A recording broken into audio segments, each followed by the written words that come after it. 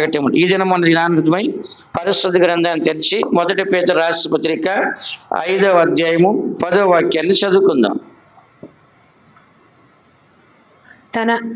1 పేతురు రాసిన పత్రిక 5వ అధ్యాయం 10వ వాక్యాన్ని చదువుకుందాం. తన నిత్య మహిమకు క్రీస్తునందు మిమ్మును పిలిచిన సర్వకృపానిధియగు దేవుడు కొంచెము కాలము మీరు శ్రమపడిన పిమ్మట తానే మిమ్మును పూర్ణులనుగా చేసి స్థిరపరచి బలపరచును.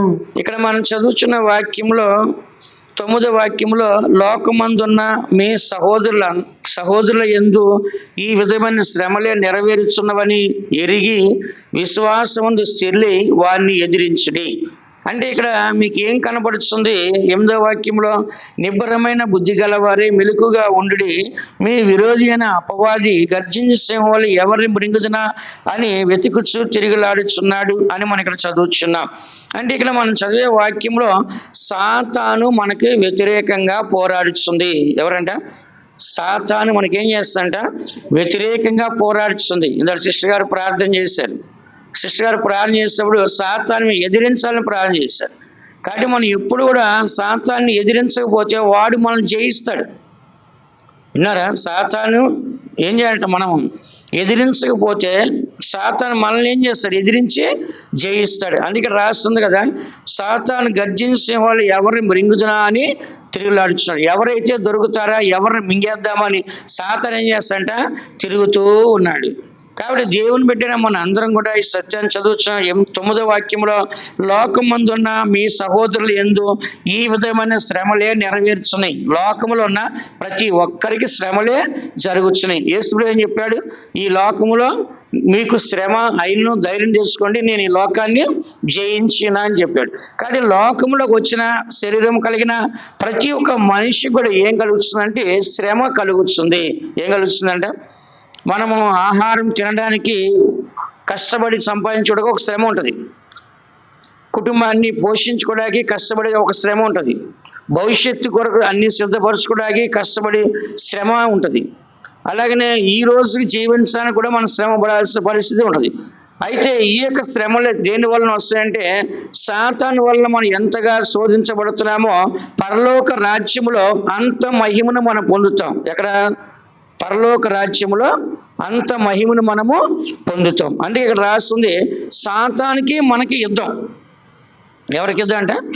సాతానికి మనకే యుద్ధం. సాతానికి మనకి యుద్ధం చేసిన తర్వాత యేసు ప్రభు ఎలాగో యుద్ధం చేసి సాతాన్ని జయించి దేవునికి కుడిపారుస్తున్న మహిమలో ఉన్నాడు, అలాగనే మనం కూడా సాతాన్ని జయించి దేవునికి మహిమలో కుడిపారుస్తున్న ఉండాలని దేవుడు కోరుచున్నాడు. అందుకే ఏమని రాస్తుంది?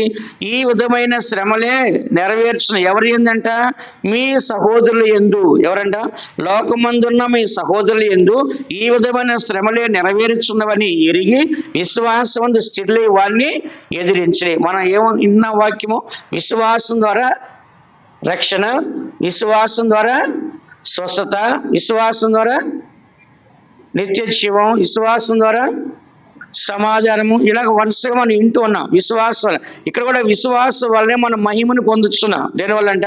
ఈ లోకములో మనకి ఎంత శ్రమలు వస్తాయో అంత శ్రమల వలన అంత మహిమను మనము పొందుతున్నాం. చూడండి, ఇక్కడ విశ్వాసం స్థిరలే వారిని ఎదిరించి తన మహిమకు క్రీస్తు నందు మిమ్మును పిలిచిన, అంటే దేవుడు దేని కొరకు మనల్ని పిలిచాడంట? దేవుని మహిమ ఇవ్వటానికి పిలిచాడు. చెప్పండి అందరూ, దేని పిలిచాడంట? దేవుడు ఇప్పుడు ఎంత శ్రమ పడతామో అంత సుఖపడతాం, ఎంత కష్టపడి సంపాదిస్తామో అంత సుఖంగా దాన్ని అనుభవిస్తాం. ఈ లోకంలో ఎన్ని శ్రమలైతే అనుభవిస్తామో అంత మహిమని పరలోక రాజ్యం మనము అనుభవిస్తాము. పరలోకంలో ఉండేది ఏంటి? మహిమే. చెప్పండి అందరూ, ఏముంటుందంట? పరలోక రాజ్యం ఉండేది ఏంటి? మహిమే ఉంటుంది. అక్కడ వేరే ఇంకోటి ఉండదు. సూర్యుడు, చంద్రుడు, నక్షత్రాలు అవి ఏం ఉండవు. సూర్యుడు, చంద్రుడు, నక్షత్రాలుగా మనం ప్రకాశిస్తూ ఉంటాం. దేవుడేమో మహిమతో ప్రకాశిస్తూ ఉంటాడు కదా. దేవునికి సీయోను యెరూషలేము ఎలా ప్రకాశిస్తుందంట? మహిమతో ప్రకాశిస్తుంది. ఆ పట్టణం అంతా ఎలా ఉందంటే మహిమతో ఉంది. ఆ మాట చదవండి. ప్రకటన గ్రంథం 21వ అధ్యాయంలో, ప్రకటన గ్రంథం 21వ అధ్యాయము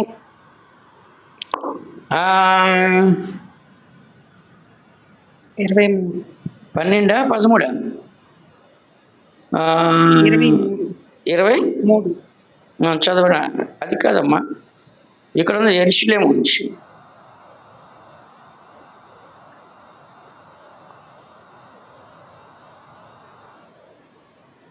10 10 12 10 వచ్చింది. చదవండి. 10 కరెక్ట్. ఆత్మవశుడనైన నన్ను ఎత్తైన గొప్ప పర్వతం మీదకి కొనిపోయి యెరూషలేము అను పరిశుద్ధ పట్టణము దేవుని మహిమ గలదై పరలోకమందున్న దేవుని యొద్ద నుండి దిగి వచ్చుట నాకు చూపెను. ఇక్కడ మనం చదువుతున్న వాక్యంలో యెరూషలేము పట్టణము ఏ పట్టణం అంటే ఆత్మవశులైన యోహాను గారిని ఆత్మవశులుగా దేవుడు తీసుకెళ్ళారట. నన్ను ఎత్తైన గొప్ప పర్వతం మీద కొనిపోయాను. యెరూషలేము అను పరిశుద్ధ పట్టణము దేవుని మహిమ గలదై. ఎవరంట? దేవుని యొక్క యెరూషలేము అనే పట్టణం ఎలా ఉందంట? మహిమతో ఉందంట. అక్కడ చావు అనేది లేదు, ఆకలి లేదు, నిద్ర లేదు, రాత్రి లేదు, సాతాను లేదు, పాపము లేదు, వ్యాధి లేదు, మరణము లేదు. అలాంటి ఒక రాజ్యం ఎలాగుందంటే మహిమతో ఉందంట. ఎలా ఉందంట? మహిమతో ఉంది. కాబట్టి ఒక లైటు ఎలాగో ఒక కాంతి ఉండి ఎంతో ప్రకాశం ఉంటుంది. రాత్రి నేను 1:30కి వచ్చాను బయటికి వెళ్ళి పని మీద. అర్ధరాత్రి 1:30కి వస్తే ఎన్నో స్థలాల్లో పెద్ద పెద్ద లైట్లు పెట్టి ఎంత ప్రకాశం ఉన్నాయి రోడ్లలో. రోడ్డు ఎట్టుందంటే పట్టపగలు సూర్యుడు ఎట్లా ఉంటే ఈ రోడ్డు అంతా మెయిన్ రోడ్లో వెళ్తే 1:30కి వెళ్తే సూర్యుడిలాగా పట్టపగల్లాగానే కనబడుతుంది. ఎందుకంటే పెద్ద పెద్ద లైట్లు పెట్టారు ఒక్కొక్కరు. కాబట్టి ఇక్కడ లైట్లకే అంత ప్రకాశం ఉంటే పరలోక రాజ్యంలో అసలు సూర్యుడు లేడు, చంద్రుడు లేడు, డే నైట్ అట్టాడు ఏం లేకుండా ఎప్పుడు ఒకే కాంతితో ప్రకాశిస్తుందంటే ఆ యెరూషలేము పట్టణానికి వెళ్ళడానికి ఇష్టపడుతున్నారా? ఇష్టపడట్లేదా? ఇష్టపడే వాళ్ళు ఒకసారి హల్లెలూయా చెప్పండి. కావాలా వద్దా? నూతన యెరూషలేం, ఆహా నూతన యెరూషలేం, పెండ్లి కొరకు సిద్ధపడిన వధువు వలె పరము నుండి మహిమతో దిగి వచ్చుచున్నది నూతన యెరూషలేం, ఆహా నూతన యెరూషలేం. ఆ పాట ఈ బిట్ని బట్టే కట్టారు, ఈ వాక్యాన్ని బట్టి ఆ పాట కట్టారు. కాబట్టి ఇక్కడ చూడండి, యోహాను గారేమో పద్మాస్ దీవులో ఉన్నాడు. ఏంటి? సంఘమేమో పరలోకం నుంచి దిగి వస్తుందంట. ఎలా చెప్పండి లాజిక్?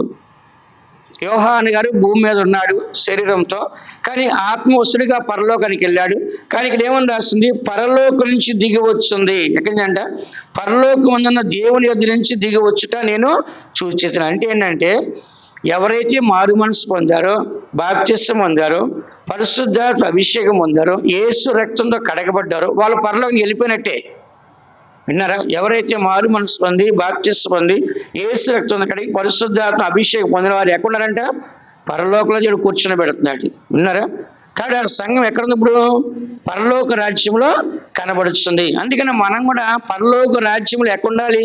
దేవుని యొక్క మహిమలో మనము ఉండాలి. అందుకని దేవుడు ఆ మహిమ కొరకు పిలిచాడు. ఆ మహిమ కొరకు వెళ్దామా వద్దా?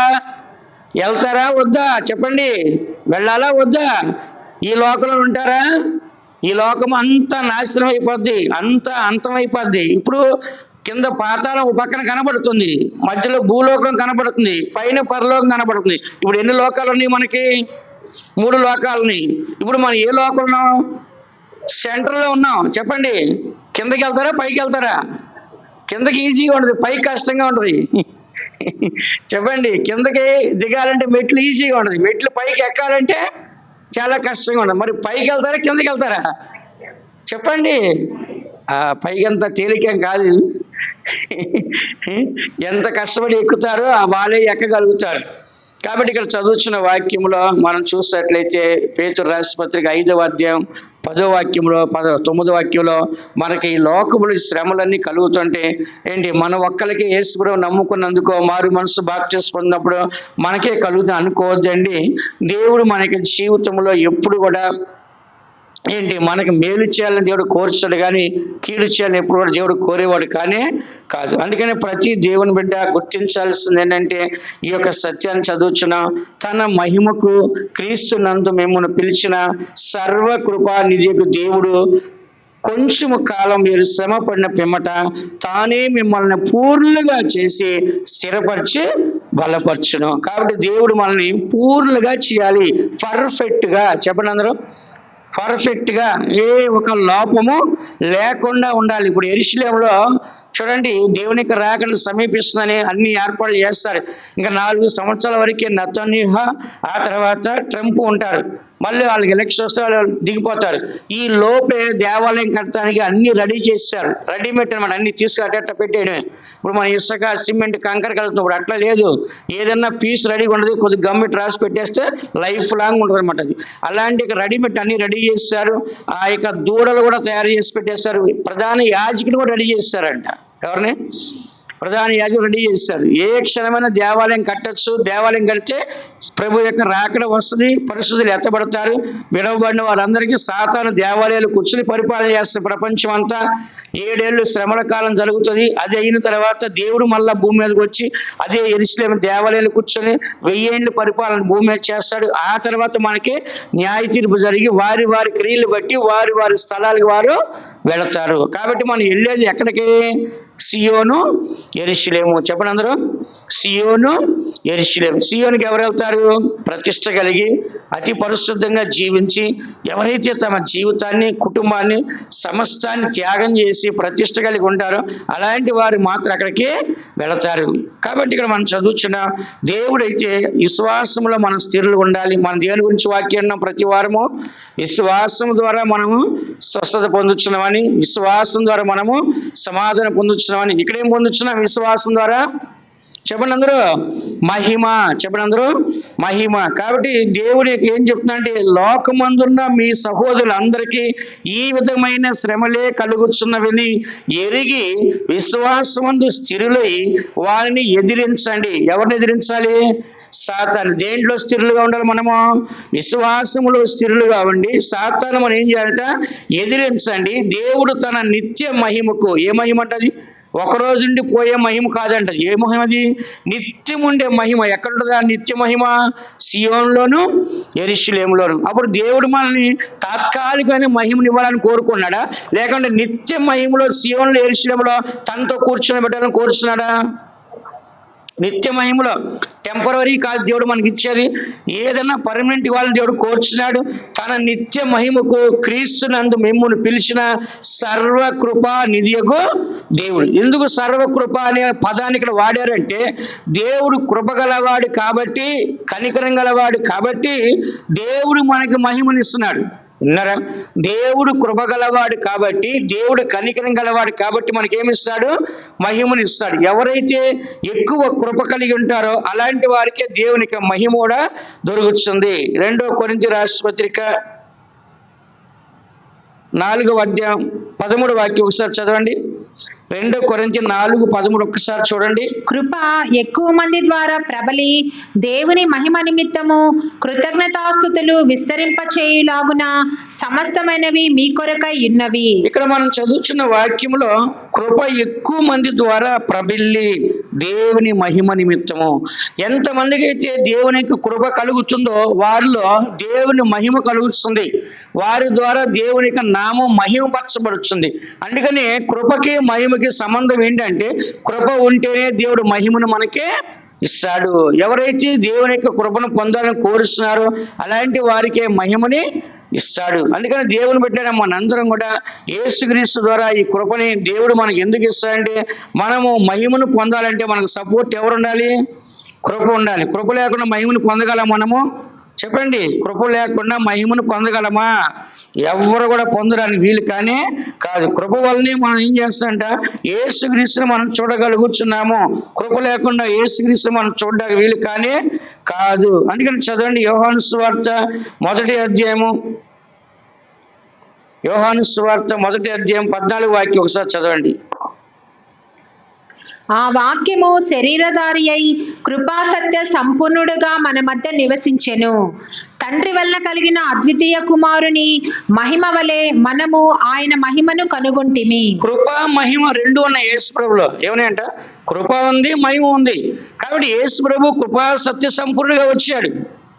విన్నారా? ఫస్ట్ ఏముంది? ఆది యందు వాక్యం ఉన్న, వాక్యము దేవుని యొద్ద ఉన్న వాక్యమే దేవుడు అన్నాడు. ఇప్పుడు ఆ దేవుడు కాస్త ఎలా మారిపోయాడు? వాక్యం కాస్త కృపగా మారిపోయింది. అందరూ వినండి నా మాట కరెక్ట్గా. ఫస్ట్ మనము దేవుళ్ళకి వచ్చినప్పుడు వాక్యం ద్వారా రక్షించబడతాం, వాక్యం ద్వారా విశ్వసిస్తాం, వాక్యం ద్వారా మారు మనసు పొందుతాం, వాక్యం ద్వారా పాపక్షేమం పొందుతాం, వాక్యం ద్వారా బాప్తిస్మం పొందుతాం, వాక్యం ద్వారా పరిశుద్ధ జీవితాన్ని చేస్తాం, పరిశుద్ధ అభిషేకాన్ని పొందుతాం. ఆ తర్వాత ఏం చేస్తాం? మనము దేవుని యొక్క కృపను మనం పొందుకుంటాం. ప్రార్థన ద్వారా, విశ్వాసం ద్వారా, మన క్రియల ద్వారా ఏం పొందుకుంటాం? కృపను పొందుకుంటాం. ఆ తర్వాత ఏం పొందుకుంటాము? మహిమను పొందుకుంటాం.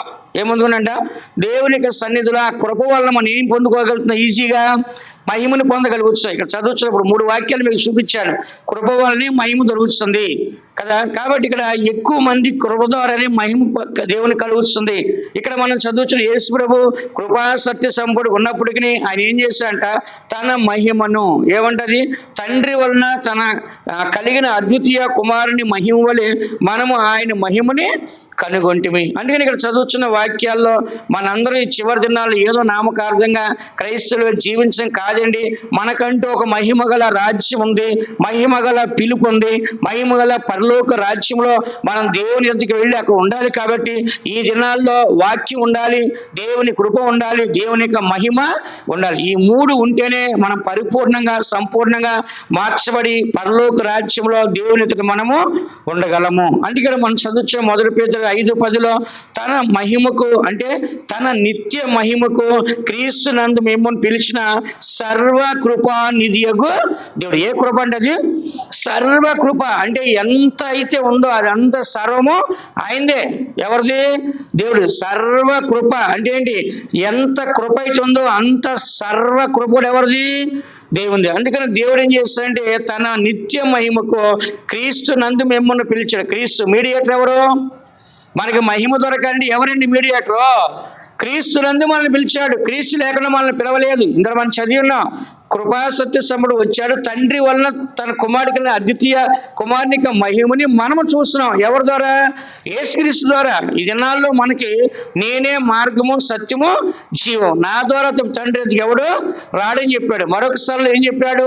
తండ్రి చేత వాడికి కృప అనుగ్రహించబడకపోతే వాడిని అదిగి రాడని చెప్పాడు. యోహాను 6:60 చదవద్దు, రాసుకోండి. 6:65 యోహానులో యేసు చెప్పాడు, నా తండ్రి చేత ప్రతి ఒక్కరికి కృప అనుగ్రహించబడకపోతే ఎవడు నా యొద్దకే రాడు. కాబట్టి ప్రతి ఒక్కరికి కూడా దేవుని ఎద్దుకు వెళ్ళాలంటే ఫస్ట్ కావాల్సిందంట దేవుని యొక్క కృప. ఫస్ట్ మనం రక్షించబడ్డానికి వాక్యం కావాలి, యేసు ప్రభు దగ్గరికి వెళ్ళడానికి కృప కావాలి, తండ్రి దగ్గరికి వెళ్ళడానికి మహిమ కావాలి. కరెక్ట్గా వినండి.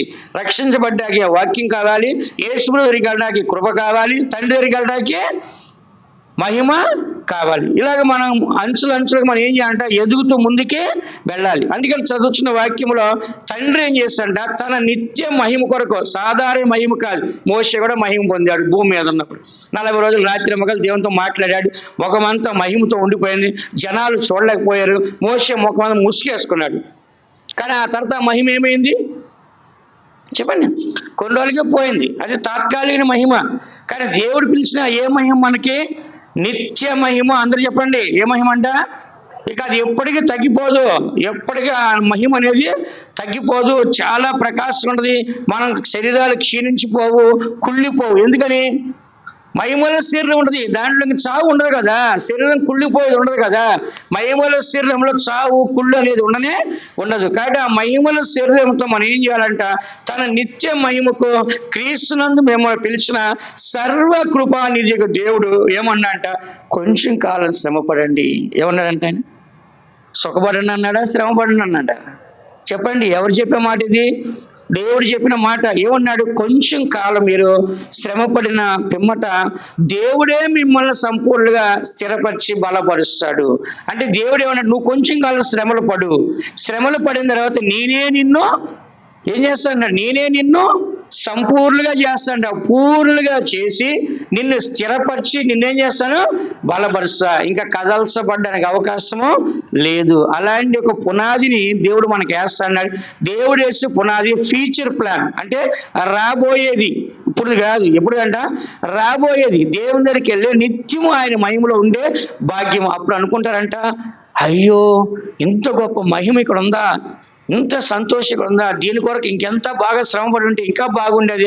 ఆ పౌలు గారు ఏమో యేసుప్రభు పక్కనే కూర్చున్నాడు, ఆ పేతురు గారు ఇంకా పక్కన కూర్చున్నాడు. నేను ఇంకా ఇంత దూరంలో ఉన్నానే, ఇంకా కొంచెం బాగా నేను జీవించుంటే ఇంకా దగ్గరికి వెళ్ళిపోయేవాడిని, నేను ఇంకొంచెం ఎక్కువ ప్రార్థన చేస్తుంటే ఇంకా దగ్గరికి వెళ్ళిపోయేవాడిని, ఇంకా ఎక్కువ కృప పొందుకుని ఉంటే పరిశుద్ధ జీవితాన్ని ఈజీగా సాధ్యపరచుకున్నాను, ఇంకెక్కువగా దేవుని కొరకు సేవ చేసి అది జీవించుంటే ఇంకా మహిమ దగ్గరికి వెళ్ళేవాడిని, నేను కొంచెం దూరంలో ఉన్నాను అని అప్పుడు బాధపడతారు. ఎప్పుడు? అప్పుడు బాధపడతారు. బాధపడితే వస్తుందా? చెప్పండి, వస్తుందా? రాదు. అందుకే ఇప్పుడే ఏం చేయాలంటే దేవుడు కొంచెం కాలం మీరు శ్రమ పడాలి. అందుకని ఏమన్నాడు, లోకమందు మీ సహోదరులందరూ ఇలాంటి శ్రమలే జరుగుతున్నాయి. కాబట్టి శ్రమ పడకుండా ఎవరైనా ఉన్నారా?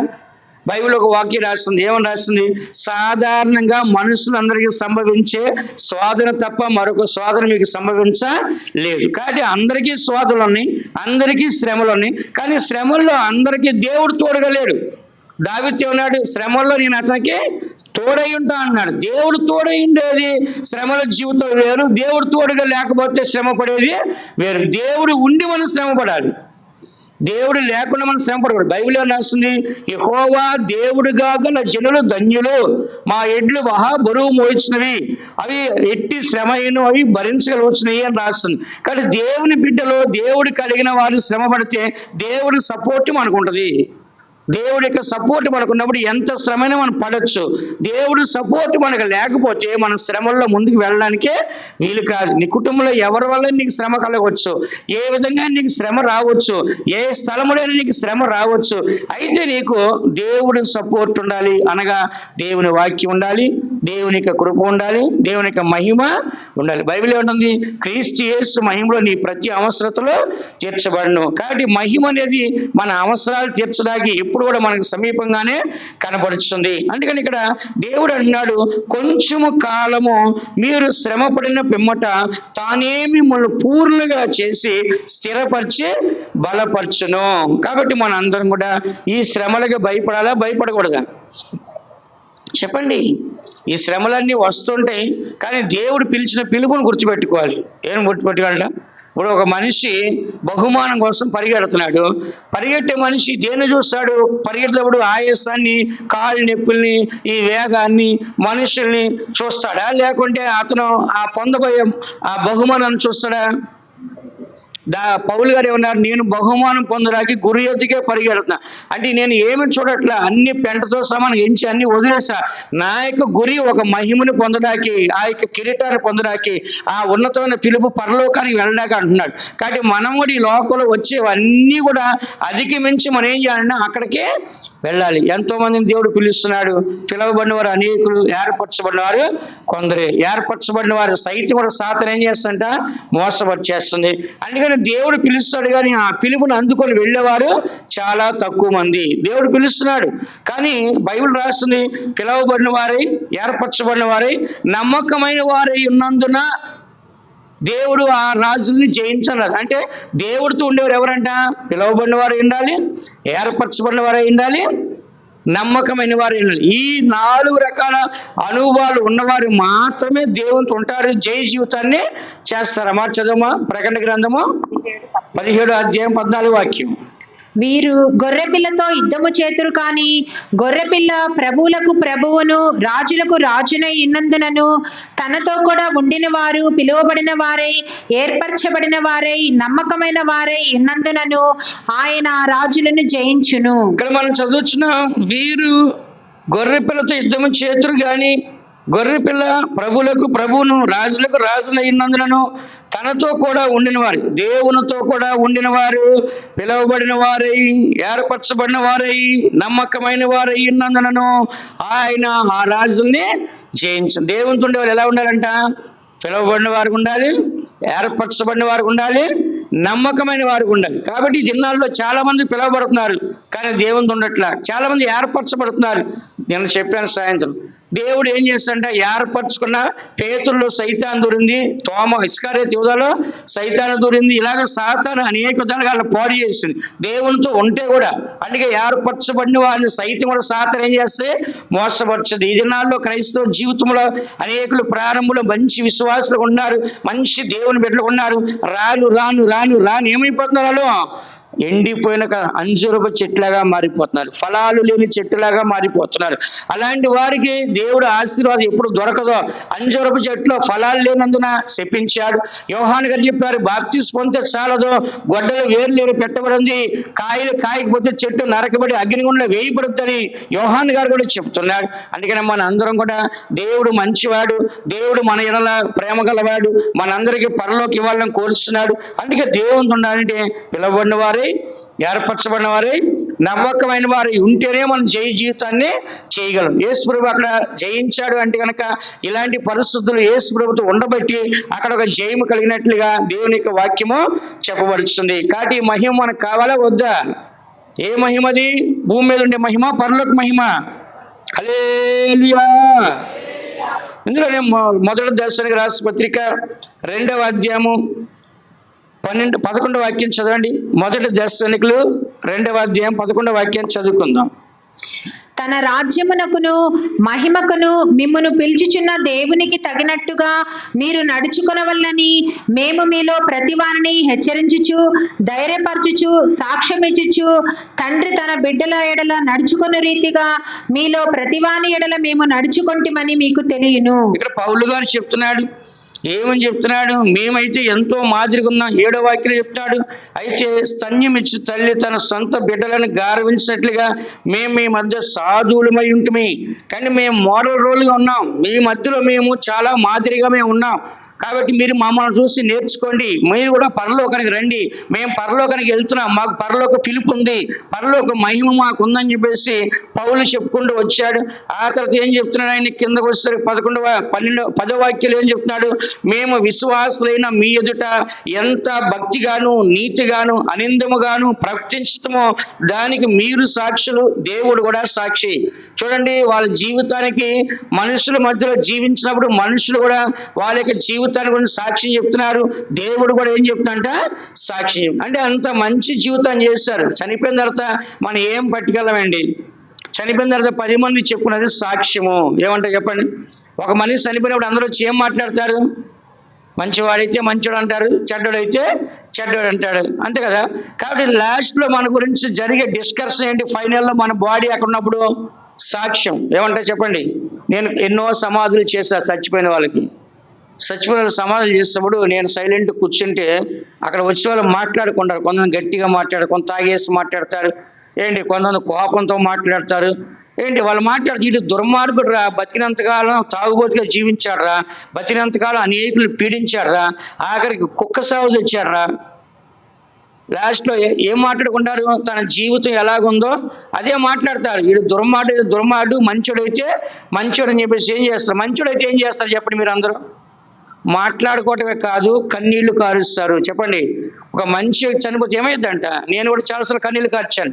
విశ్వాసం చనిపోయినప్పుడు నేను కూడా కన్నీళ్లు కార్చాను. ఎందుకంటే మంచి జీవితం, మంచి భవిష్యత్తు. కిరణ్ బ్రదర్ మన సంఘంలో చనిపోయారు 2021లో. ఆయన చాలా మంచోడు, ఆయనకి చాలా మంచి సాక్షి ఉంది. నాకు తెలిసి నేను ఆయనతో చాలా మంచి అనుభవం కలిగినాను. ఆ సిస్టర్ గారికి బాప్టిస్ట్ ఇచ్చాను, వాళ్ళ పిల్లలకు పేర్లు పెట్టాను.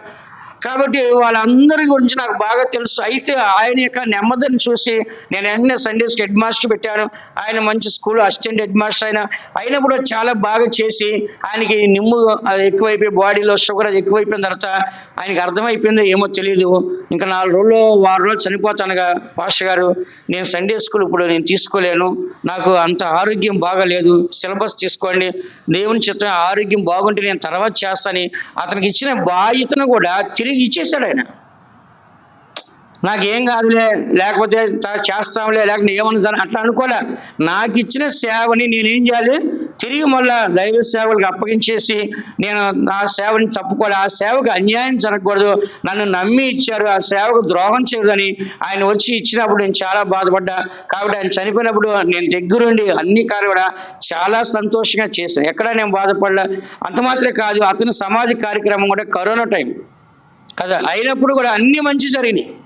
ఏ ఒక్కటి కూడా ఆటంకపరచబడకుండా ఘనంగా మహిమకరంగా అన్ని కూడా జరిగినాయి. అందుకే ఎందుకు చెప్తా అంటే, ఒక మనిషి చనిపోయినప్పుడు తర్వాత మనం మాట్లాడుకునేది ఏంటి? మంచోడైతే మంచి, చెడ్డోడైతే చెడు. మనం ఎందుకు మాట్లాడుకుంటాం అంటే, అతను మంచి క్రియలు చేస్తే మంచి కార్యాలు చేస్తాడు, చెడ్డ క్రియలు చేస్తే ఏం చెప్తారు? చెడ్డ క్రియలు చేస్తే చెప్తారు. అందుకని మంచి వాళ్ళ కొరకు మనకి ఏమొస్తాయి? కన్నీళ్ళు వస్తాయి. అయ్యో, ఒక మంచి వ్యక్తిని కోల్పోయామే, మంచి వ్యక్తి మన సంఘంలో కోల్పోయామే. నేను చాలా బాధపడ్డా. మన సంఘంలో అంత నమ్మకస్తు, ఒక గవర్నమెంట్ ఉద్యోగస్తు, ఒక టీచర్ కరెక్ట్గా దశమాగా ఇస్తాడు, సేవకులకు చాలా మర్యాద ఇస్తాడు, భక్తిగా అన్ని ప్రాణాలకు వస్తాడు. ఇంత మంచి వ్యక్తిని కోల్పోయని చెప్పి నేను చాలా రోజులు దుఃఖపడ్డాను. చాలా మంది చెప్పి కూడా బాధపడ్డా. ఎందుకు ఇదంతా చెప్తున్నానంటే, ఒక మనిషి బతికి ఉన్నప్పుడు మనకి అంతగా తెలియదు, కానీ చనిపోయిన తర్వాత తెలుస్తుంది ఆ విలువ అనేది మనకి. కాబట్టి ఇక్కడ చదువుతున్న వాక్యంలో పౌలు గారు అంటున్నాడు, మేమైతే మీ ఎదుట విశ్వాసులు అందరి ఎదుట ఎంత భక్తిగా జీవించామో, ఎంత నీతిగా జీవించామో, ఎంత అనిందంగా జీవించామో, ఎలాగో ప్రవర్తించామో దానికి మీరు సాక్షులు, దేవుడు సాక్షులు. తన రాజ్యమునకును మహిమకును మిమ్మల్ని పిలుస్తున్న దేవునికి తగినట్లుగా మీరు నడుచుకోవాలి. దేనికంట? దేవుని యొక్క రాజ్యమునకును దేవుని యొక్క మహిమకును దేవుడు మనల్ని ఏం చేస్తాడంట? పిలిచాడు. దానికి తగినట్లు మనం ఏం చేయాలి చెప్పండి? స్కూల్లో కొన్ని పద్ధతులు పెడతారు, ఆఫీసులో కొన్ని పద్ధతులు పెడతారు, ఉద్యోగస్తుల్లో కొన్ని, వ్యాపార స్థలంలో కొన్ని ఏం చేస్తారంటే రూల్స్ పెడతారు. దాని ప్రకారంగా పాటిస్తేనే నువ్వు సక్సెస్ అయినట్టు. లేదంటే మధ్యలో ఏం చేస్తారు? నిన్ను తీసేస్తారు ఆ ఉద్యోగంలోంచి, ఆ స్కూల్లోంచి కూడా ఏం చేస్తారు? టీసీ ఇచ్చి బయటకు పంపించేస్తారు. మంచి పిల్లవాడు కాకపోతే ఏం చేస్తారు? చదువు మధ్యలో ఏం చేస్తారు? టీసీ ఇచ్చి బయటికే పంపించేస్తారు. అందుకని చదువుతున్నాము. వీళ్ళు చెప్తున్నారు మా యొక్క క్వాలిఫికేషన్ అంటే మా యొక్క చదువు అంటే ఏ చదువు? అది జీవిత చదువు. ఏ చదువు అంట? భవిష్యత్తు యొక్క చదువు అంతా కూడా మేము మంచిగా చదివాము, మీరే దానికి సాక్షులు. తన మహిమకును దేవుని యొక్క రాజ్యమునకును దేవుడు మిమ్మల్ని పిలిచాడు కాబట్టి తగినట్లుగా మీరు జీవించండి. మీలో ప్రతివాని హెచ్చరించు, ధైర్యపరచు, సాక్ష్యమిచ్చు, తండ్రి తన బిడ్డల ఎడల నడుచుకునే రీతిగా మీలో ప్రతివాని ఎడల మేము నడుచుకోండి. తండ్రి తన పిల్లల ఎదుట ఎంతో మర్యాదగా ఉంటాడు. తండ్రి తన పిల్లల ఎదుట ఎంతో గౌరవంగా ఉంటాడు. ఈ దినాల్లో చూడండి, తండ్రి తాగుబోతు అయితే పిల్లలు తాగుబోతులు అయిపోతున్నారు. తండ్రి కూడా చెడు వ్యసనాలకు బానిస అయితే పిల్లలు కూడా అదే బానిస అయిపోతున్నారు. అదే తండ్రి మంచుడు అయితే పిల్లలు మంచులు అవుతారు. కొన్ని కుటుంబాల రివర్స్, తండ్రి మంచుడు అయితే పిల్లలు చెడ్డోళ్ళు. కొంతమంది కుటుంబాల్లో పిల్లలు మంచి తల్లిదండ్రులు చెడ్డోళ్ళు. ఏంటంటే తల్లిదండ్రులను చూసి పిల్లలు జాగ్రత్త పడతారు మనం చెడిపోకూడదని, పిల్లలను చూసి కొంతమంది తల్లిదండ్రులు జాగ్రత్త పడతారు మనం చెడిపోకుండా మనం ఉండాలి చెప్పి. కాబట్టి ఒకరికొకరు ఏంటంటే భయపడతారు. ఎందుకంటే నేను ఎలా ఉంటే వాళ్ళు అలాగుంటారేమో, ఇద్దరు కలిసి నాశనం అయిపోతారనే భయం వచ్చేస్తుంది. కానీ పౌలే ఉన్నాడు, తన బిడ్డల ఎలా తండ్రి తన బిడ్డల ఎలా ఎలాగ నడుచుకుంటాడో మీలో ప్రతివాని ఎలా అంటే చిన్నవారు పెద్దవారు ఎవరు ఎదుట సరే మీ అందరి ఎదుట మేము చక్కగా నడుచుకున్నాం. దేని కొరకు? పరలోకం యొక్క మహిమ కొరకు. కాబట్టి ఆ మహిమని మేము పొందాలని దేవుడు మమ్మల్ని పిలిచాడు. మేము అక్కడికి వెళ్తున్నాము, ఆ మహిమను పొందుతాం. కాబట్టి మీరు కూడా ఏం చేయాలి? ఆ మహిమకే రండి అంటున్నాడు. ఏమన్నాడు ఆయన? ఆ మహిమ మీరు కూడా రండి. అందుకని మనం కూడా దేవుని యొక్క సత్యాన్ని చదువుచున్నాం. దేవుడు మనల్ని పిలిచిన దేని కొరకు అంటే మహిమను ఇవ్వటానికి దేవుడు మనల్ని పిలిచాడు. రోమరాసు పత్రిక 8వ అధ్యాయం 30వ వాక్యం ఒకసారి చూడండి. రోమ 8:30 చూడండి.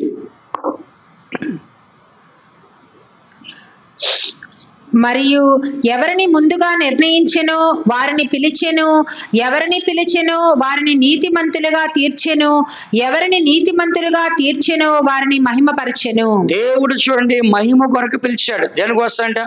ఎవరిని పిలిచాడో వారు నిర్ణయించుకున్నాడు, ఎవరిని పిలిచాడో వాళ్ళు నీతిమంతులు తీర్చాడు, ఎవరిని పిలిచాడో వాళ్ళే మహిమపరిచాడు. కాబట్టి మనం కూడా ఈ లోకములో దేవుని చేత నిర్ణయించబడాలి, దేవుని చేత నీతిమంతులు తీర్చబడాలి, దేవుని చేత మహిమను మనము పొందాలి. నిర్ణయించబడి అక్కడ ఆగిపోకూడదు, నీతిమంతులుగా తీర్చబడి అక్కడ ఆగిపోకూడదు. ఎక్కడికి వెళ్ళాలి? మహిమ. మహిమ అంటే ఏం చెప్పండి? ఎండింగ్. ఏమంట? ఎండింగ్ అంటే లాస్ట్లో ఏం దొరికింది మనకి? మహిమ. ఈ అన్ని మెట్లు ఎక్కి ఎక్కి ఎక్కి ఏం దొరికింది మనకి? మహిమ దొరికింది. కాబట్టి మనం ఎక్కడికి వెళ్ళాలి? మొదటి స్థానంలో నిర్ణయించబడినప్పుడు ఆగిపోలా? లేదు. నీతిమంతులుగా ఉంటే చాలని ఆగిపోలా? లేదు. ఎక్కడికి వెళ్ళాలి మనము చెప్పండి? మహిమలో చేరే వరకు కూడా మనం ఏం చేయాలంట? వెళ్ళాలి. ఒక చదువు చదివితే మనం ఏం చేయాలంట? ఆ యొక్క డిగ్రీ అయితే డిగ్రీ కంప్లీట్ చేసేయాలి, ఇంటర్ అయితే ఇంటర్ కంప్లీట్ చేయాలి, లేకంటే ఇంకా ఇంజనీరింగ్ అయితే ఇంజనీరింగ్ కంప్లీట్ చేస్తారు. అట్లానే ఈ క్రైస్తవ జీవితాన్ని ఆరంభించిన దీన్ని ఏం చేయాలి? మనము ముగించాలి. అంతేగాని అయ్యో నాకు ఎందుకు ఈ శ్రమలు వచ్చినాయి, నాకు ఎందుకు ఈ బాధలు వచ్చినాయి అని చెప్పేసి దేవుని దూషించే విధంగా, దేవుని అవమానపరిచే విధంగా, దేవుని అవహేళన చేసే విధంగా, ఏంటి దేవుని నమ్ముకొని మాకు ఈ గతి పట్టిందని మనం ఎప్పుడు అనకూడదు. మొదటి పేతురు రాసిన పత్రిక 4వ అధ్యాయము 17వ వాక్యం చదవమ్మా. మొదటి పేతురు రాసిన పత్రిక 4:16 చదవమ్మా. ఎవడైనను క్రైస్తవుడైనందుకు బాధ అనుభవించిన ఎడల అతడు సిగ్గుపడక ఆ పేరును బట్టియే దేవుని మహిమపరచవలెను. ఇక్కడ మనం చదువుతున్న వాక్యంలో ఎవడైనా క్రైస్తవుడైనందుకు బాధ అనుభవించిన అంటే నువ్వు శ్రమ పడవచ్చు, బాధపడవచ్చు. ఒకవేళ అలాంటిది అనుభవిస్తూ ఉన్నట్లయితే నీ జీవితంలో అతడు సిగ్గుపడకుండా, అవమానపరచబడకుండా, దేవుని హీనపరచకుండా, దేవుడు నిన్ను క్రైస్తవుడిగా మార్చినందుకు ఆ పేరును బట్టి దేవుని ఏం చేయాలంట? మహిమపరచాలి. ఏం చేయాలంట? చెప్పండి అందరూ. ఏం చేయాలంటే ఆ పేరుని బట్టి దేవుణ్ణి మహిమపరచాలి. ఎంతో మంది క్రైస్తవులుగా అవ్వాలనుకున్నారు కానీ అనేకులు అవ్వలేకపోయినారు. అందుకని అపోస్తుల కార్యములో మనం చూసినట్లయితే అపోస్తుల కార్యం 26వ అధ్యాయం 28వ వాక్యం చదవండి. అపోస్తుల కార్యం 26వ అధ్యాయం 28వ వాక్యం చదవండి.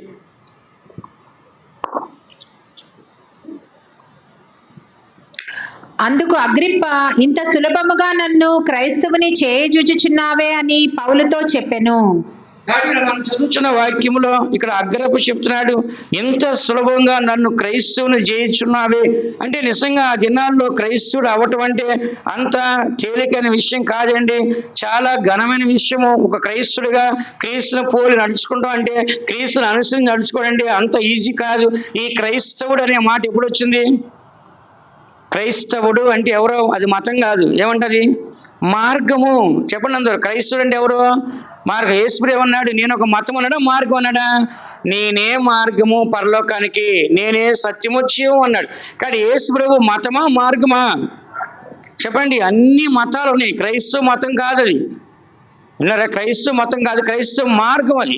కాబట్టి ఇక్కడ మనం చదవచ్చు, ఎవడైనా క్రైస్తవుడు అయినందుకు నీకు శ్రమలు వచ్చినా, హింసలు వచ్చినా, బాధలు వచ్చినా, నిందలు వచ్చినా దాన్ని బట్టి నువ్వు సిగ్గుపడకూడదు. దేవుని నమ్ముకున్న పరిస్థితి ఇలాగ అయిపోయింది, లేదా నా జీవితం ఎలాగ ఉండేది అని పలు రకాలుగా మనల్ని మనం అనుకునే విధంగా ఉండకూడదు. కానీ ఆ పేరుని బట్టి ఏం చేయాలంటే మనం దేవుణ్ణి మహిమపరచాలి. ఇక్కడ కూడా పౌలు గారు ప్రసంగం చేస్తున్నప్పుడు అగ్రప్ప రాజు అన్నాడు, ఎంత సులభంగా నువ్వు నన్ను క్రైస్తవుని చేయించుచున్నావే.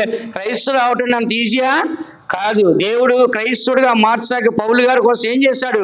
సిలువ దర్శనాన్ని, వెలుగు దర్శనాన్ని ఇచ్చి, కళ్ళల్లోంచి పొరలు రాలగొట్టి, ఏంటి ఆయనకి బాప్టిస్ట్ ఇచ్చి, అభిషేకం ఇచ్చి, ఒక ఉన్నతమైన సేవకుడిగా దేవుడు మార్చుకున్నాడంటే అంత ఈజీ అది. క్రైస్తవ అయిపోవడం అంత భాగ్యం అందరికీ దొరకదని మీరు అనుకున్నారేమో. బైబిల్ రాస్తుంది, భూమి మీద గొప్పవారిని పిలవలా దేవుడు అబ్రహాముని పిలుచుకున్నాడంట. అట్లా ఈ దినాల్లో మనకంటే ధనవంతులు, కోటీశ్వరులు ఉన్నారు. 350 కోట్లు, 1000 కోట్లు పెట్టి కార్లు కొని ఉన్నారు. దేవుడు వాళ్ళ పిల్లల పరలోకానికి నిన్ను నన్ను పిలిచాడు. ఎవరు పిలిచాడంట? 1000 కోట్లు కాదు, 1,00,000 కోట్లు కాదు, ఎన్ని వేల కోట్లైనా సరే అలాంటి వారిని పరలోకానికి పిలవలేదు. దేవుడు ఏం చేస్తాడంటే మనల్ని మాత్రమే పిలిచాడు. బైబిల్ ఒక మాట చదువుతారా? ప్రకటన గ్రంథం 21వ అధ్యాయంలో ఒక మాట చదవండి. దాంట్లో రాస్తుంది, భూరాజులు అందరూ తమ మహిమను అక్కడ తీసుకొస్తారంట. ఈ లోకంలో ధనవంతులందరూ మహిమ తీసుకొచ్చి దేవుని పాదాల దగ్గర పడేస్తారంట. అంతే. 21వ అధ్యాయము 24వ వాక్యం చదవండి. ప్రకటన. జనములు దాని వెలుగునందు సంచరింతురు, భూరాజులు తమ మహిమను దానిలోనికి తీసుకుని వత్తురు. ఈ భూలోకంలో పెద్ద పెద్ద రాజులు, పెద్ద పెద్ద మంత్రులు, పెద్ద పెద్ద నాయకులు, బిజినెస్ మ్యాన్లు, కోటీశ్వరులు, చదువుకున్న వారు, ఉద్యోగస్తులు, పేరు పొందిన వారు ఎంతంత మహిమకరంగా ఉంటారు. ఇది నా ఎమ్మెల్యే అంటే కొన్ని లక్షల మంది, ఎంపీ అంటే కొన్ని లక్షల మంది గౌరవిస్తుంటారు. ఇలాంటి వాళ్ళందరూ చాలా మహిమ పొందారు ఈ లోకంలో. ప్రధానమంత్రి, ముఖ్యమంత్రి, రాజులు, ఇంకా అధికారులు, ఉద్యోగస్తులు, వ్యాపారస్తులు, కోటీశ్వరులు ఎంతో మంది జనాన్న కనపడుతున్నారు. ఎందుకు ఇదంతా చెప్పుకోవచ్చా అంటే, నీకు ఈ లోకంలో ఎంత మహిమన్నా అదంతా పట్టుకెళ్ళి ఎక్కడ పారేయాలి? మీకు వాక్యం చూపించినా అర్థం కావట్లా. మరి మైండ్ ఇక్కడ లేదు మీ అందరికి. Body present, mind absent. ఏమని చెప్తున్నాము? జనులందరూ ఏం చేస్తారంట? చెప్పండి. జనులందరూ దాని వెలుగునందు సంచరింతురు. ఇదేని వెలుగు? గొర్రెపిల్ల యొక్క వెలుగులో పరలోక రాజ్యంలో సంచరింతురు. వారు ఏం చేస్తారంట? భూరాజులు. ఎవరంట? భూమి మీద రాజులుగా, సెలబ్రిటీలుగా, ఘనముగా, అధికారులుగా, నాయకులుగా పిలువబడిన వారు అందరూ కూడా తమ మహిమను ఎక్కడ తీసుకొస్తారంట? పరలోకాన్ని తీసుకొచ్చి అక్కడ పారేస్తారు. అది మహిమ దేనికి పనికి, ఘనత మహిమ అంతా ఈ లోకంలోనే, కానీ అది పరలోకానికి పనికి రాదు. అర్థమైందా? పరలోకానికి అది పనికి రాదు. అందుకని దేవుని బిడ్డ మనము అపోస్తుల కార్యములో 11వ అధ్యాయంలో 26వ వాక్యం మీరు ఒకసారి చదవండి.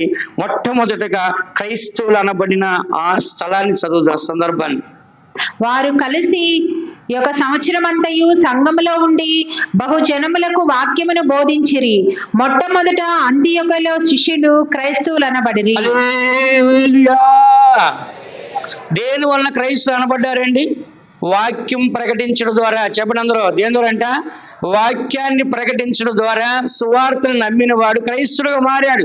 మతం మారలా, వాక్యాన్ని విశ్వసించిన వాడు రక్షించబడ్డాడు, మారు మనసు పొందాడు, పాపక్షమ పొందాడు. పౌలు చెప్పాడు, నేను క్రీస్తుని పోలి నడుచుకున్న ప్రకారం మీరు నన్ను పోలే నడుచుకోండి. అంటే వీళ్ళందరూ ఎవరంట? దేవుణ్ణి ఫాలో అవుతున్న ప్రజలు. కాబట్టి ఇక్కడ చదువుతున్న మొట్టమొదటిగా అంతియొకయలో శిష్యులు క్రైస్తవులు అనబడ్డారు. అందుకే అగ్రపరాజు అన్నాడు, నన్ను ఎంతో సులభంగా క్రైస్తవుని చేసేస్తావా అంటే అంత ఈజీ కాదండి. రాజులు కూడా మారలేదు ఆ రోజుల్లో, అధికారులు మారలేదు అంత ఈజీగా. కానీ దేవుడు ఆ భాగ్యం ఎవరికి ఇచ్చాడు? మనకిచ్చాడు. ఎవరికి ఇచ్చాడంట? మనకిచ్చాడు. మనం సంతోషించాలా, దుఃఖపడాలా? మహిమను పొందాలంటే శ్రమలు పడాలా వద్దా? గట్టిగా చెప్పండి అందరూ. భోజనం రెడీగా ఉంది, నీరసం ఉంటే మనం తినొచ్చు. గట్టిగా గట్టిగా చెప్పండి. మహిమ కావాలా? ఏం చేయాలి? శ్రమ పడాలి. ఏం చేయాలంటే శ్రమ పడాలి. అందుకని దేవుడు మనల్ని పిలిచింది దేనికోసం చెప్పండి? మహిమ కొరకు దేవుడు మనల్ని పిలిచాడు. మొదటగా అయితే దేవుడు ఈ మహిమని మనిషికి ఇచ్చేసాడండి ఆల్రెడీ. మొదటకైతే మనిషికి దేవుడి మహిమని ఇచ్చాడు. తయారు చేసేటప్పుడే మహిమతో తయారు చేస్తాడు. కీర్తన గ్రంథం 8వ అధ్యాయం 5వ వాక్యం దేవుడు చూసినట్లయితే వాక్యాన్ని, కీర్తన 8:5 మనం చదివితే, దేవుడు మొట్టమొదటిగా మనిషిని మహిమతోనే సృష్టించాడు, కానీ మనుషుడు దాన్ని పోగొట్టుకున్నాడు. దేవుని కంటే వానిని కొంచెము తక్కువ వానిగా చేసి ఉన్నావు, మహిమా ప్రభావములతో వానికి కిరీటము ధరింపచేసి ఉన్నావు. చూడండి, దేవుడి కంటే కొంచెమే తక్కువ వాడిగా చేశాడంట మనిషిని దేవుడు. ఎలా అంట? దేవుడి కంటే కొంచెం తక్కువ వాడిగా చేసి మహిమా ప్రభావంతో నింపాడంట మనిషిని. అంటే చూడండి, ఈక్వల్ గా దేవుడి దగ్గరకి ఆయన మనం సృష్టించాడు. మనల్ని ఏమాత్రం తక్కువగా దేవుడు సృష్టించలే. కానీ మానవుడు ఏం చేస్తాడంట? ఆ మహిమని పోగొట్టుకున్నాడు. అందుకని దేవుని బిడ్డలు మనము ఈ చివరి దినాలకు వచ్చిన దేవుని యొక్క మహిమ మన కొరకు ఎల్లప్పుడూ కూడా సిద్ధముగా ఉంది. ఆ మహిమను పొందుకోవడానికి మనం సిద్ధపడాలి. లోకమందు సాతాను గర్జించే వాళ్ళు తిరుగుతుంది. లోకమందు మన సహోదరునికి శ్రమలే కలుగుతున్నాయి, కానీ మనకి కలిగేది పెద్దది కాదు. కానీ మనం పడే శ్రమలకి పరలోకం ఉంది. లోకంలో చూడండి, భార్య పిల్లల కుటుంబం కోసం కోట్లు సంపాదించి చనిపోతున్నారు. ఏం ప్రయోజనం? లోకమంతా సంపాదించి తన ప్రాణం పోగొట్టుకుంటే ప్రయోజనమో లేదు. వాళ్ళకి మహిమ ఉందా? చెప్పండి.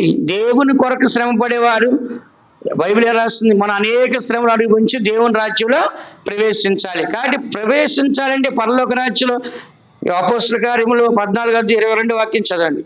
అపోస్తులు 14:22 ఏమని రాస్తుంది? మనము అనేక శ్రమలు అనుభవించాలి. శిష్యుల మనస్సులను దృఢపరిచి విశ్వాసమందు నిలకడగా ఉండి అనేక శ్రమలను అనుభవించి మనము దేవుని రాజ్యములో ప్రవేశింపవలననియు వారిని హెచ్చరించిరి.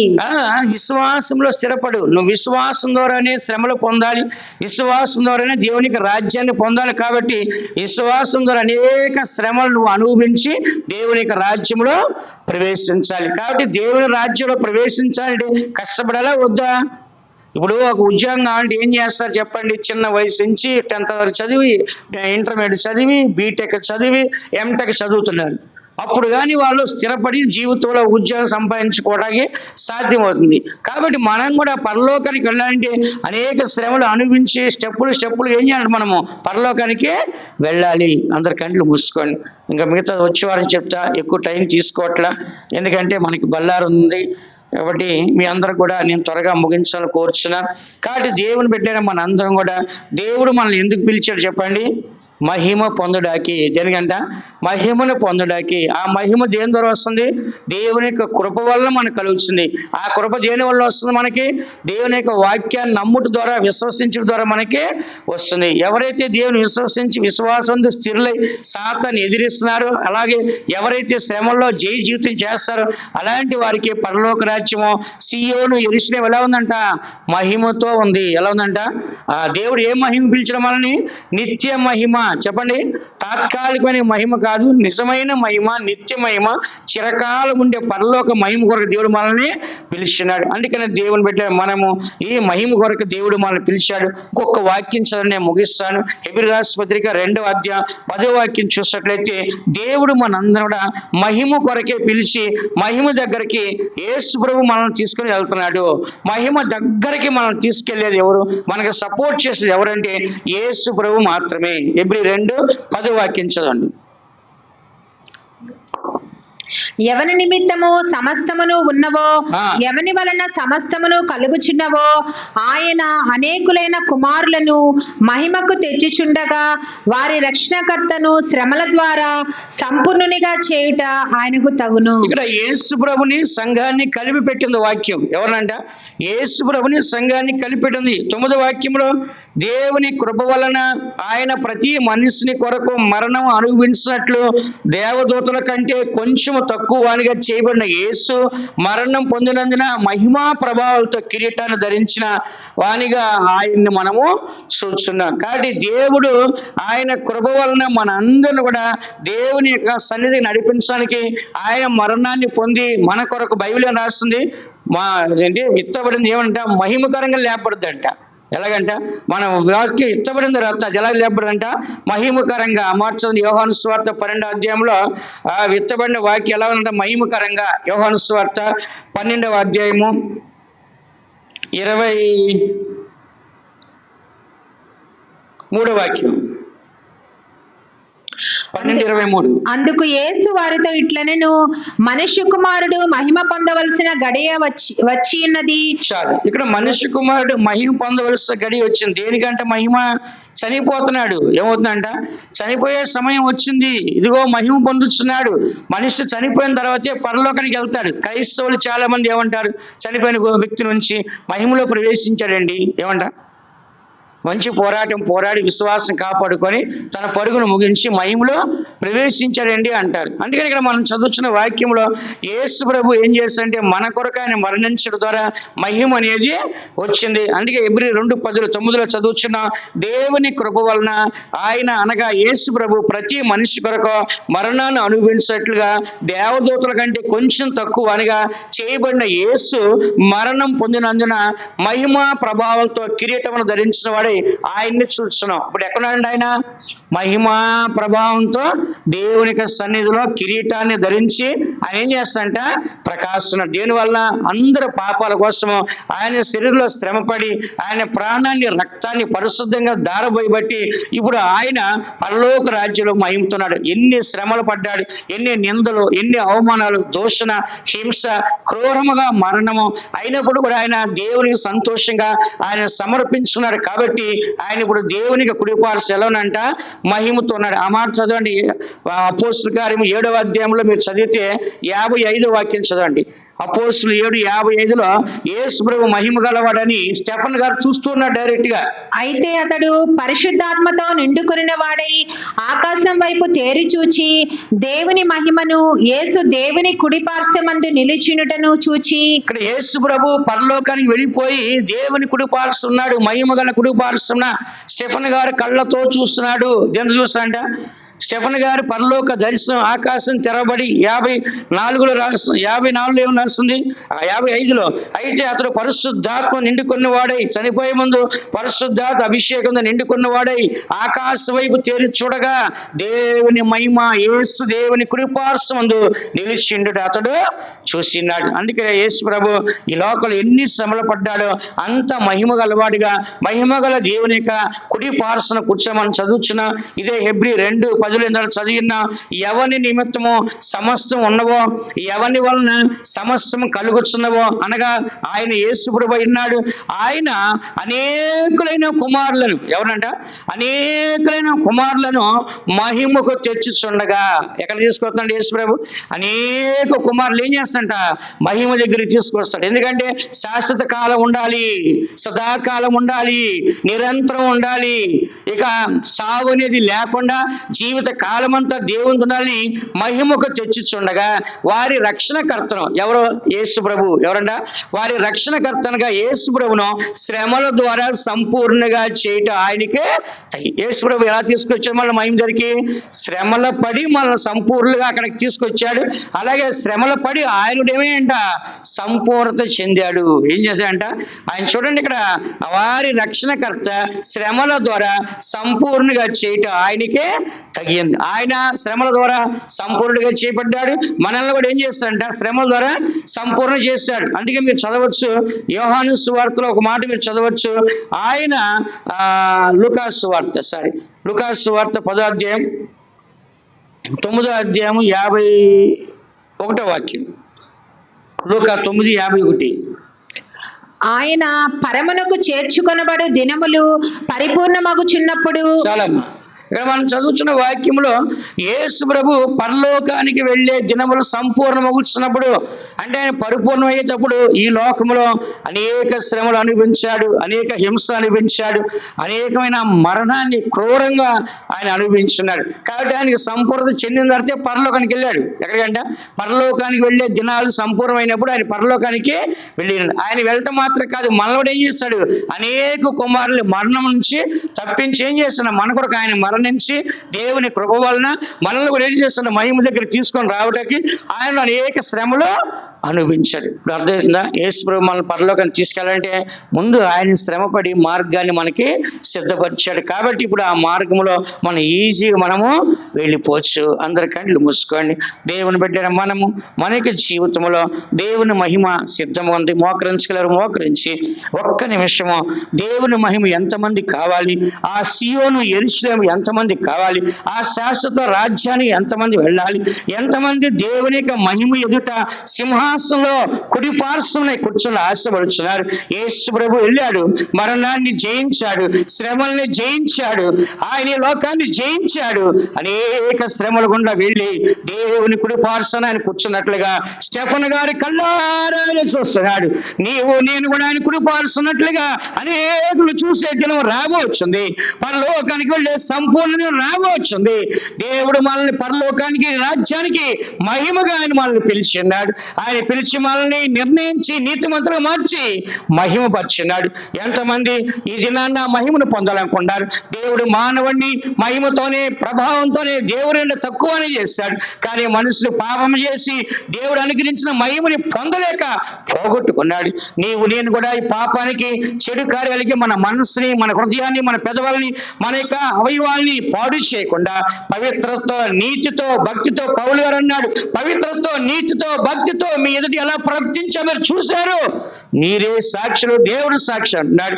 నీవు నేను క్రైస్తులుగా మారామంటే అది దేవుడు ఇచ్చిన గొప్ప భాగ్యం. అది దాన్ని బట్టి దేవుని మహిమపరచాలి, సిగ్గు పడకుండా దేవుని గణపరచాలి. అలాంటి మహిమల సంగమ కొరకు యేసయ్య త్వరగా రాబోచున్నాడు. ఆయన వచ్చినప్పుడు ఆయన రాకలు ఎత్తవాలంటే కొంచెం కాలం శ్రమ పడిన తర్వాత ఆయనే సంపూర్ణ చేసి స్థిరపరిచి బలపరచబోచున్నాడు. నువ్వు అధైర్యపడద్దు, వెనక్కి తిరిగి చూడవద్దు, విడిచిపెట్టిన జీవితాన్ని నువ్వు ఎంత మాత్రం వెతకవద్దు. యేసయ్య నీ ముందు కనబడుచున్నాడు, యేసయ్య నీ ముందు నిలబడుచున్నాడు, యేసయ్య నిన్ను పిలుస్తున్నాడు, యేసయ్య నిన్ను మహిమ ఎదుగు నడిపిస్తున్నాడు. శాశ్వతమైన రాజ్యము, పరలోక మహిమ నీ కొరకు, నా కొరకు ఆయన సిద్ధపరిచినాడు. తండ్రి మహిమ గలవాడు, కుమారుడు మహిమ గలవాడు, పరిశుద్ధాత్మ మహిమ గలది, సంఘము కూడా మహిమ గలది, దేవదూతల మహిమ గలవారు. ఆ దినము, ఆ రాకలు సమీపిస్తుంది. ఆ రాజ్యములో ప్రవేశించకు దేవుడు మనకు సహాయించను గాక, దేవుడు మనల్ని ఆశీర్వదించును గాక. ఆమేన్. క్రీస్తుతో శ్రమ పడుట నా ధన్యత, మహిమాయిలు బడి నా స్వంతమే. క్రీస్తుతో శ్రమ పడుట నా ధన్యత, మహిమాయిలు బడి నా స్వంతమే. అల్పకాలం ఈ శ్రమలు మహిమగా నన్ను మార్చును.